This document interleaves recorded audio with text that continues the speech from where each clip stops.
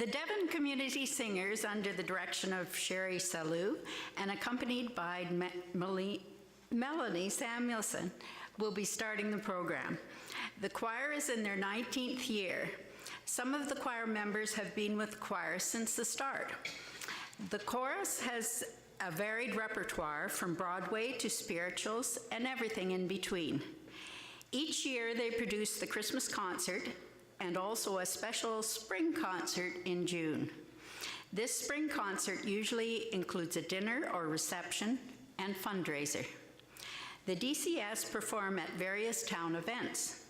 Perhaps you have heard them sing at the Remembrance Day ceremony or caroling during Christmas in the park.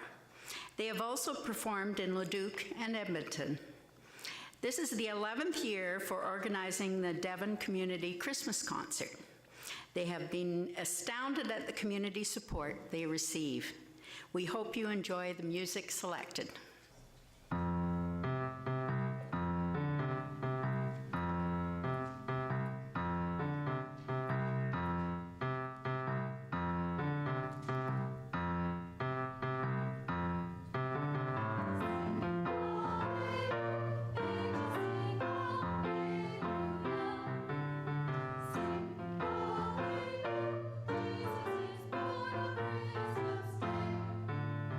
Sing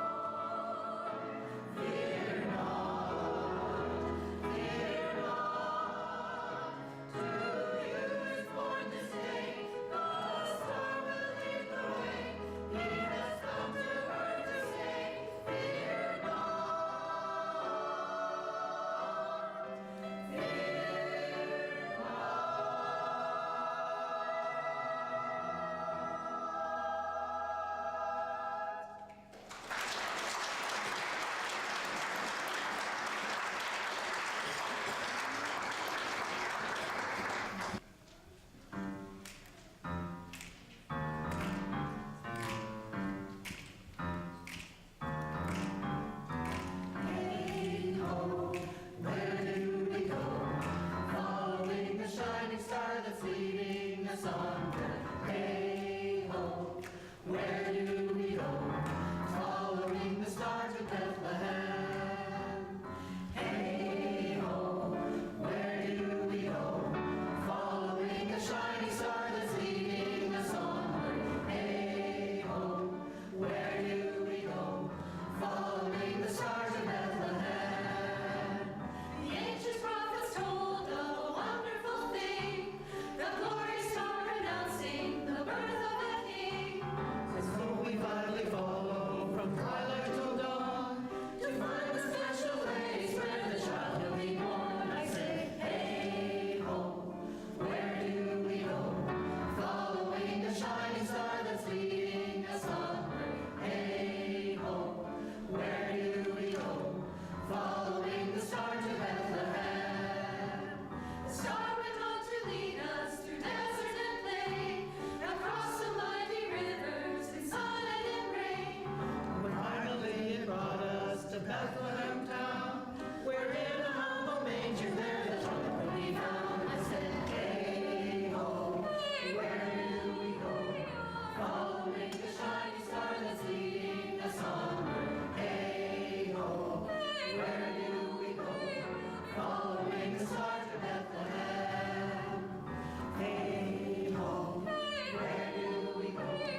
Following the shining star that's leading us onward. Hey ho, where do we go? Following the star to Bethlehem. Following the star to Bethlehem. Following to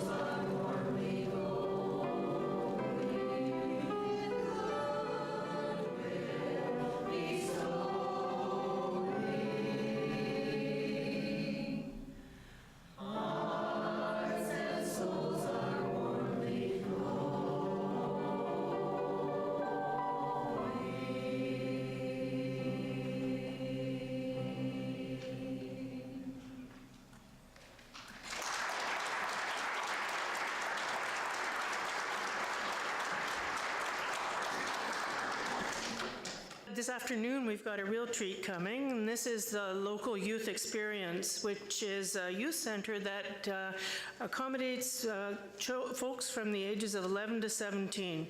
They offer free programming, which includes music, drama, cooking, and best of all, of course, eating together. They have weekly Friday night events that are full of fun and games.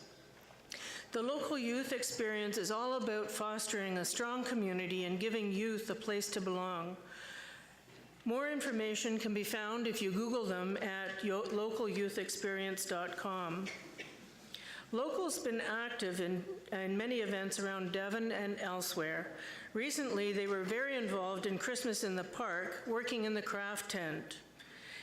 The group is governed by the Devon Youth Society, a group of individuals who believe youth are a priority in our town. The society is actively seeking new board members.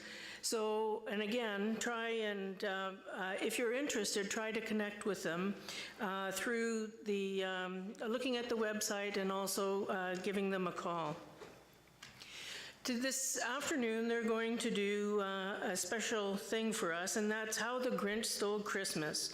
It's a children's story by Theodore Dr. Seuss Geisel, written in rhyme verse with illustrations by the author. It follows the Grinch, a grouchy, solitary creature who attempts to put an end to Christmas by stealing all the Christmas-themed items from the homes of the nearby town called Whoville. And this happens on Christmas Eve. Despite his efforts, Whoville's inhabitants still celebrate the holiday, so the Grinch returns everything that he stole and is the guest of honor at the Who's Christmas dinner. So, ladies and gentlemen, I'd like to present How the Grinch Stole Christmas.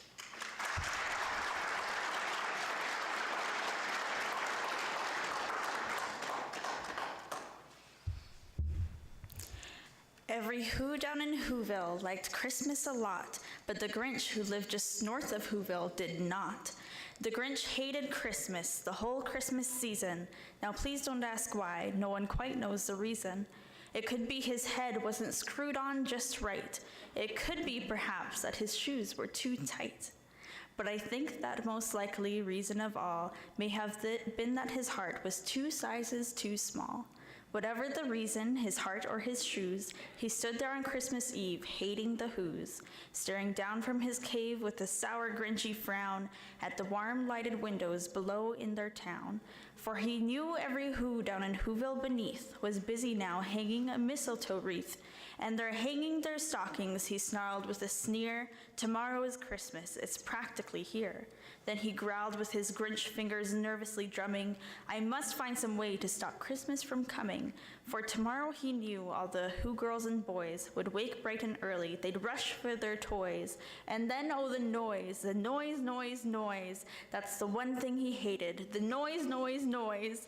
Then the Who's young and old would sit down to a feast, and they'd feast, and they'd feast, and they'd feast, feast, feast. They would feast on Who pudding and rare Who roast beast, which was something the Grinch couldn't stand in the least. Then they'd do something he liked least of all. Every Who down in Whoville, the tall and the small, would stand close together with Christmas bells ringing. They'd stand hand in hand, and the Who's would start singing.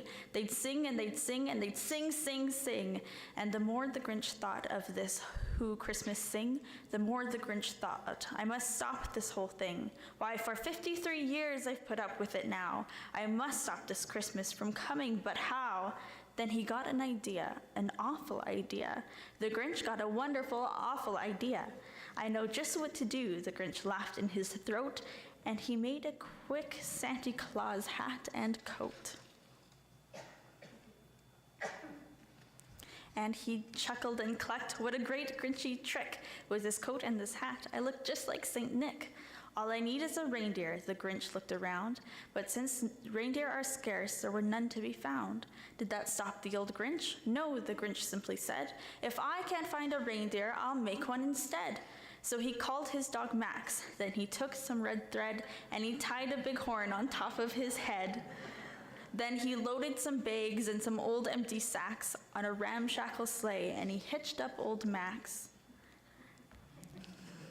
Then the Grinch said, giddy up, and the sleigh started down towards the homes where the Who's lay a snooze in their town. All their windows were dark, quiet snow filled the air. All the Whos were all dreaming, sweet dreams without care. When he came to the first little house on the square, "This is stop number 1, the old Grinchy Claus hissed, and he climbed to the roof, empty bag in his fist. Then he slid down the chimney, a rather tight pinch. But if Santa could do it, then so could the Grinch. Then he got stuck, only once for a moment or two. Then he stuck his head out of the fireplace flue, where the little Who stockings all hung in a row. These stockings, he grinned, are the first things to go. Then he slithered and slunk with a smile most unpleasant around the whole room, and he took every present.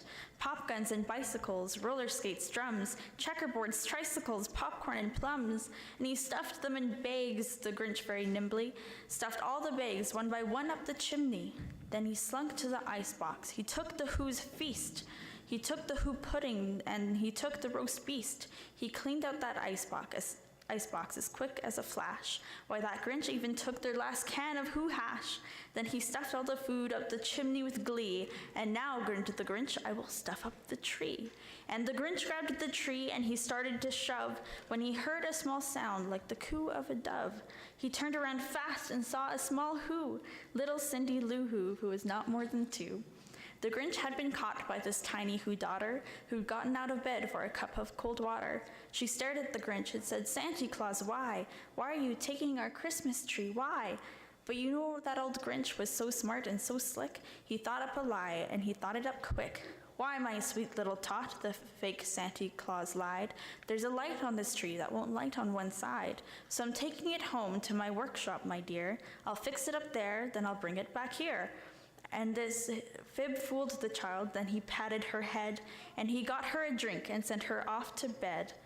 And when Cindy Lou Who went to bed with her cup, he went to the chimney and stuffed the tree up. Then the last thing he took was the log for their fire. Then he went up the chimney himself, the old liar. On their walls he left nothing but hooks and some wire, and the one speck of food that he left in the house was a crumb even too small for a mouse. Then he did the same thing to the other Whose houses, leaving crumbs much too small for the other Whose mouses. It was 1:15 dawn, all the Whos still abed, all the Whos still a snooze when he packed up his sled. Packed it up with presents, the ribbons, their wrappings, the tags and the tinsel, the trimmings, the trappings. 3,000 feet up on the side of Mount Crumpet, he rode with his load to the tip-top to dump it. "Pooh-pooh to the Whos," he was grinchishly humming. "They're finding out now that no Christmas is coming. They're just waking up, I know just what they'll do. Their mouths will hang open for a minute or two. Then the Whos down in Whoville will all cry boo-hoo." "That's a noise," grinned the Grinch, "that I simply must hear." So he paused, and the Grinch put his hand to his ear. And he did hear a sound rising over the snow. It started in low, then it started to grow. But the sound wasn't sad. Why, it sounded very merry. It couldn't be so, but it was merry, very. He stared down at Whoville. The Grinch popped his eyes. Then he shook. What he saw was a shocking surprise. Every Who down in Whoville, the tall and the small, was singing without any presents at all. He hadn't stopped Christmas from coming. It came. Somehow or other, it came just the same. And the Grinch, with his Grinch feet ice cold in the snow, stood puzzling and puzzling. How could it be so? It came without ribbons, it came without tags, it came without packages, boxes, or bags, and he puzzled 3 hours till his puzzler was sore. Then the Grinch thought of something he hadn't before. Maybe Christmas, he thought, doesn't come from a store. Maybe Christmas, perhaps, means a little bit more. And what happened then? Well, in Whoville they say that the Grinch's small heart grew 3 sizes that day. And the minute his heart didn't feel quite so tight, he whizzed with his load through the bright morning light, and he brought back the toys and the food for the feast. And then he himself, the Grinch, carved the roast beast.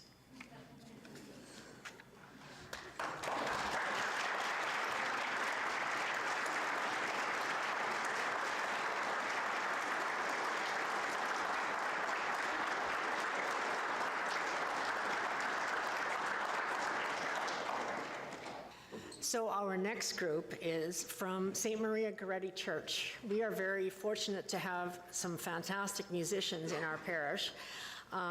We have Roxanne Pearson is playing the flute, and I understand she found her flute in a storage room, And I guess it's, for some people, it's like riding a bicycle. Once you learn it, you just pick it up and away you go. And that's what Roxanne has done. Rick has been playing the violin for 49 years. And Lisa, I understand, has also been playing the piano for 49 years, and which means that she must be a savant and started when she was 1. So next year they're celebrating their 100th year of music. So they are going to be doing 3 pieces, Away in a Manger, O Holy Night, and Joy to the World, and they would like you to join in singing when they play Joy to the World.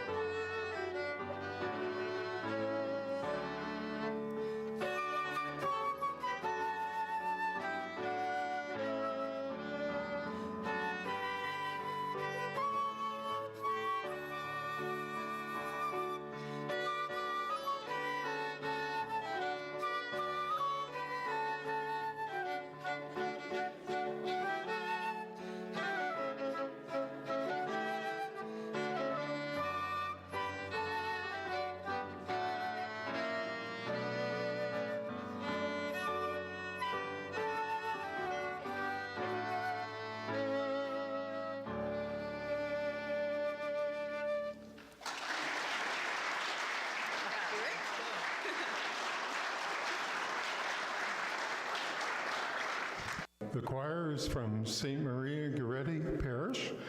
They sing twice a month and are accompanied by either Lisa Gaffney or by Melita Kudo.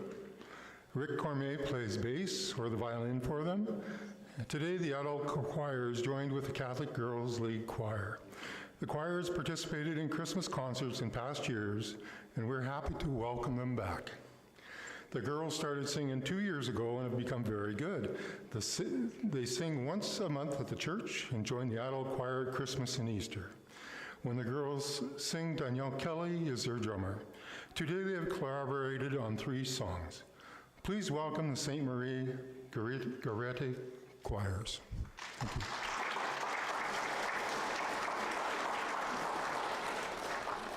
Normally our girls' choir we have about 10 singers, but a couple have the flu and some are just not here. We are doing, our first song is going to be Light of the World. And it will feature Roxanne and Christina. Nicole has the flu, so she's not here. Tis the season.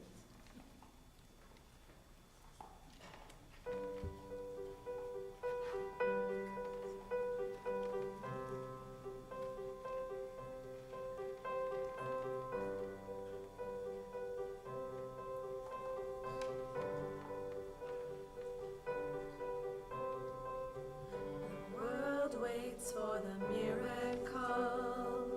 The heart longs for a little bit of hope. Oh come, Emmanuel. A child prays for peace on earth, and she's calling out from a sea of hurt. Oh come, Emmanuel.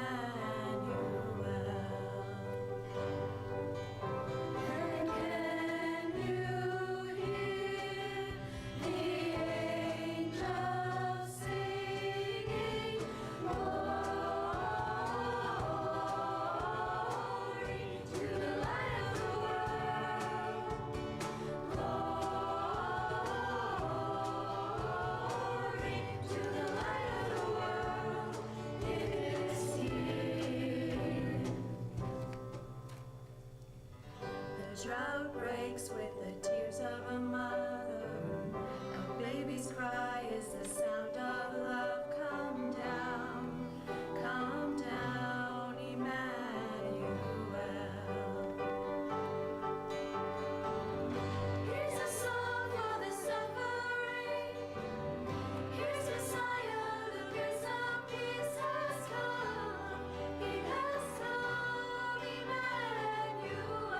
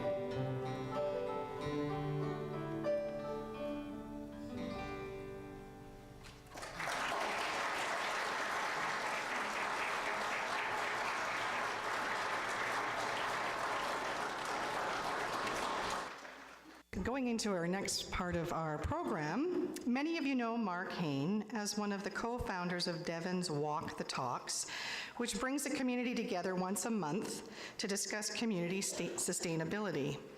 Or you may know him as the founder of the Arts Association of Devon and the weekly Devon Artisan Market, which was held each Sunday throughout the summer.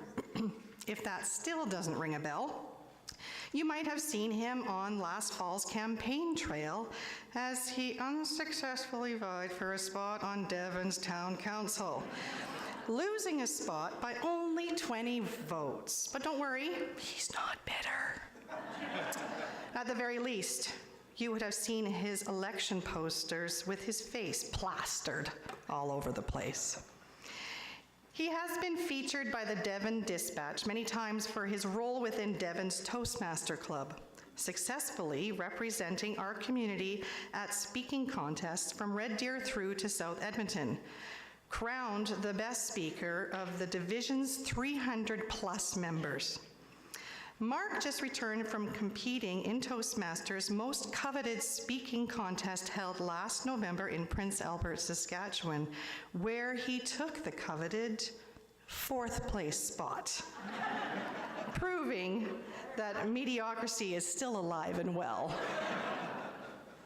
He also has a very good sense of humor because he's the one that wrote this speech. It wasn't me. So with that, and with the Christmas story of Christmas at War, please help me welcome Marc Haine.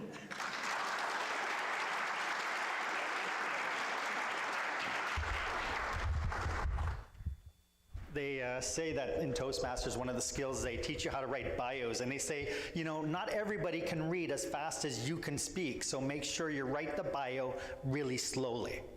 So I took my time with that. How many of you know about the Christmas truce? The story about the Christmas truce. World War I, quite a few people. World War I, we don't have a lot of facts about it, but it's something I'd like to discuss today. You know, one of the things about me is I am a sap when it comes to good stories.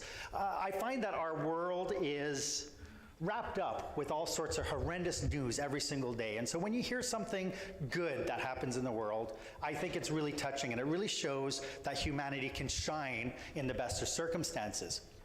So imagine, if you will, it's 1914, Christmas Eve. So imagine, I think I'd like you to imagine. Can you all close your eyes? Think about it for a second. You're in a trench. You haven't slept in over 70 hours. You're exhausted. You're on guard the whole time. You are stuck in a trench that is with a bunch of other people. You're nervous, you're scared, you're cold. You're so cold because it had rained earlier that day, and the evening came in with some snow and then frost. And you're sitting there and you're thinking to yourself, I don't think I've ever been this cold. How will I ever get warm? You're hungry.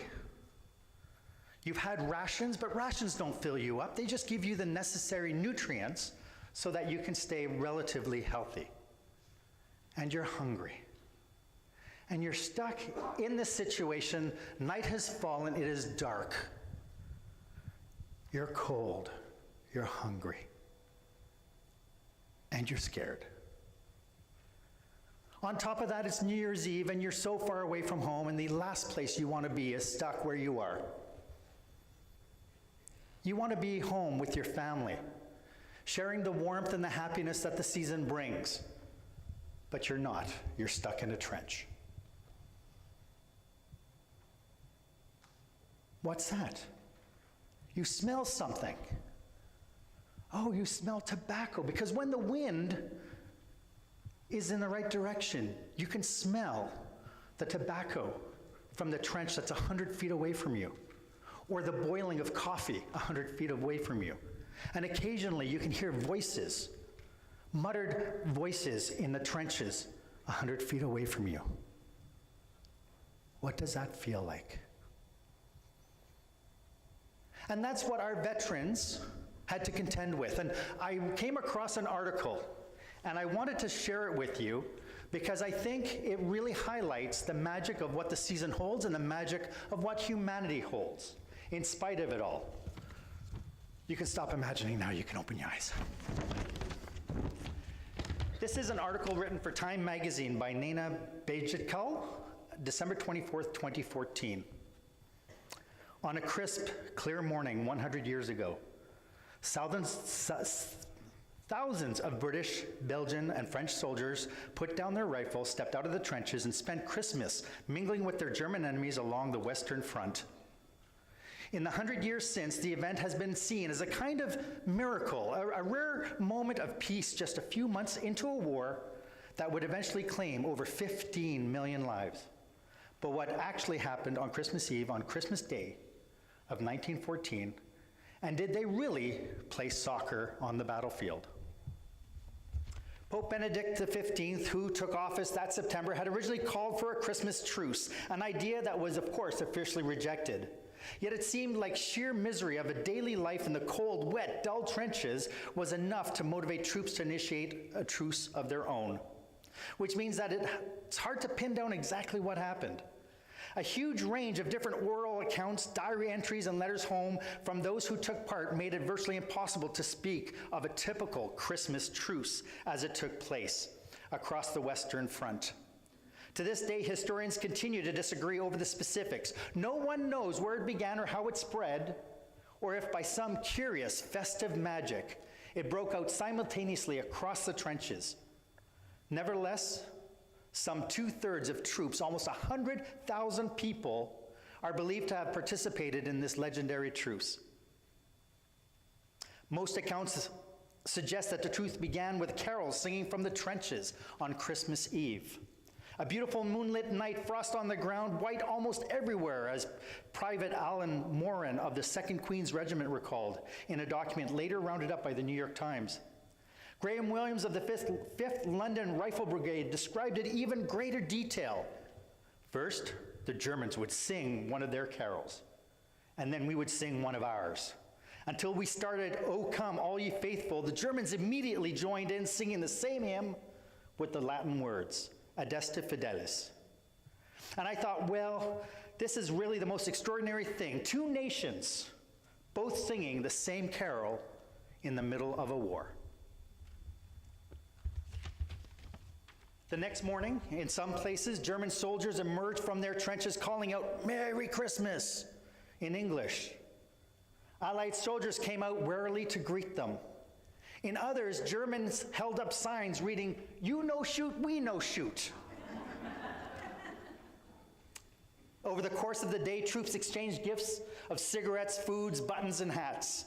The Christmas truce also allowed both sides to finally bury their dead comrades, whose bodies had lain for weeks on no man's land, the ground between opposing trenches. The phenomenon took different forms across the Western Front. One account mentioned a British soldier having his hair cut by his pre-war German barber. Another talks of a pig roast. Several mention impromptu kickabouts with makeshift soccer balls, although contrary to popular legend, it seems unlikely that there was any kind of organized match. The truth was widespread, but not universal. Evidence suggests that in many places, firing continued, and in at least two, a truce was attempted, but soldiers attempting to fraternize were shot by opposing forces. And of course, it was only ever a truce, not peace. Hostilities returned in some places later that day, and in others not until after the New Year's Day. I remember the silence, the eerie sound of silence. One veteran from the 5th Battalion of Black Watch later recalled, "It was a short peace in a terrible, terrible war. As the Great War returned, it wreaked such destructive and devastation that soldiers became hardened to the brutality of war.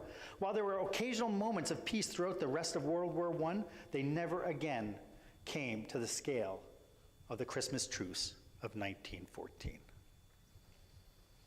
Every day we are inundated with the brutality of human beings, shocked and dismayed by how bad we can treat one another. But yet, there's just as many stories of these miracles of humanity. People giving of themselves, generosity of spirit. And from this little trench I like to call Devon, I want to send the world a message. And I want you to help me send that message. The message is very simple and it's centuries old. Peace on earth and goodwill to all men. So ladies and gentlemen, I would like you all to stand if you can. And I would like you to say this phrase with me 3 times. In between, I'd like you to clap or stomp your feet or make noise 3 times in between each time we say it. Because every time you do that, we're going to say it louder and louder for 3 times. The phrase is peace on earth and goodwill to men. Will you say it with me? Peace on earth and goodwill to men. Peace on earth and goodwill to men. Louder. Peace on earth and goodwill to men.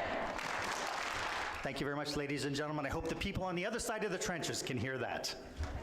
Merry Christmas. Once again, we welcome the Devon Community Singers. The Devon Community Singers first started way back in 1998. Kathy and Sherry thought that Devon needed a choir. One small ad in the dispatch and it began. They were a struggling group of singers who could not sing that well, could not read music that well, or sing together as a group. There were great voices, just not practiced enough to sing together. With much patience and time, the choir has grown and become a great asset in the community. They now rehearse every Monday night from 7:30 to 9 at St. George's Anglican Church. Rehearsals will start the 3rd Monday in January. The choir is available to sing at functions and churches, and they prepare both secular and spiritual music. So now enjoy more seasonal music designed to bring on that Christmas magic.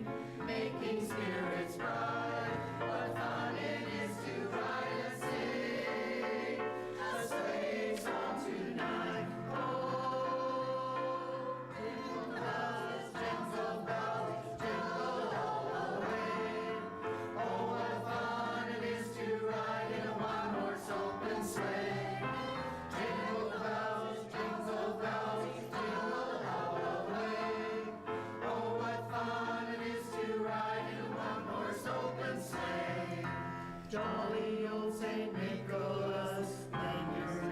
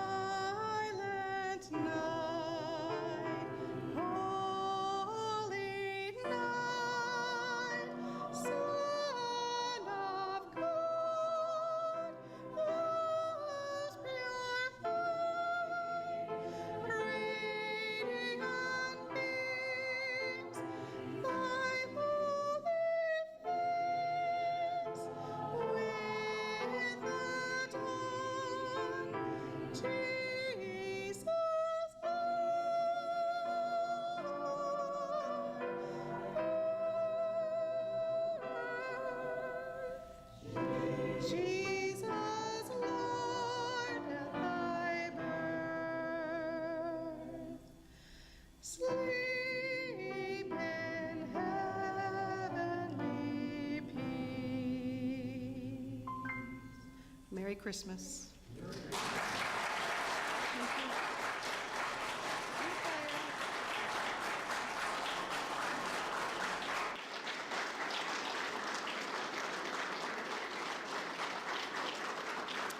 Thank you.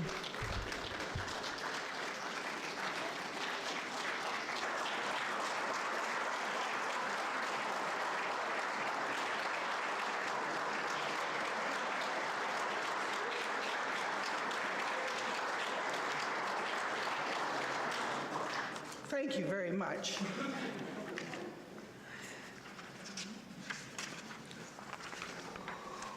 Wow, I'm blinded. Ben, thank you. Thanks so much for coming out this evening. We hope you enjoyed our show. It's a great joy to put together people from the community that can bring you this kind of joy at Christmas time. In order for this concert to happen, of course, there are people who help. These are the people who volunteer their time so that you might enjoy the show. Of course, our performers, the Ensemble, St. Maria Goretti Choir, Marc Haine, and the Devon Local Youth Experience. We're grateful to them for coming and participating. Also grateful to Mayor Ray Ralph for bringing greetings from the town. And we're to Dan Claypool and Grant, who helped with the programs at the back door. They're our Walmart greeters. And then for Heather Terrell, she's helping with our food services. Ben Schmidt, our famous sound and lighting guy, he helps us so much.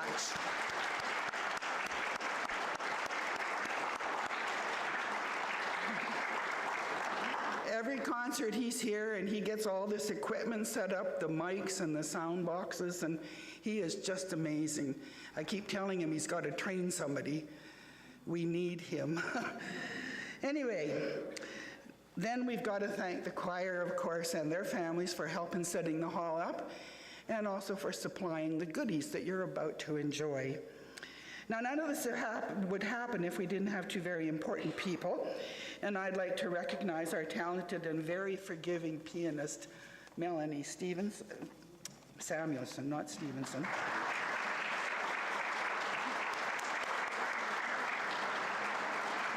Melanie, I have a card if you'll come up and get it after. And of course, our very patient and talented director. She came by this naturally. This is my daughter, Sherry Salou. So thanks both of you for all that you do. We appreciate you so much. It's been a very special afternoon, and in closing, I want to thank you for coming and wish you and yours a very Merry Christmas and a very safe and happy New Year. Now, please enjoy the refreshments and have a safe trip home. Thanks again.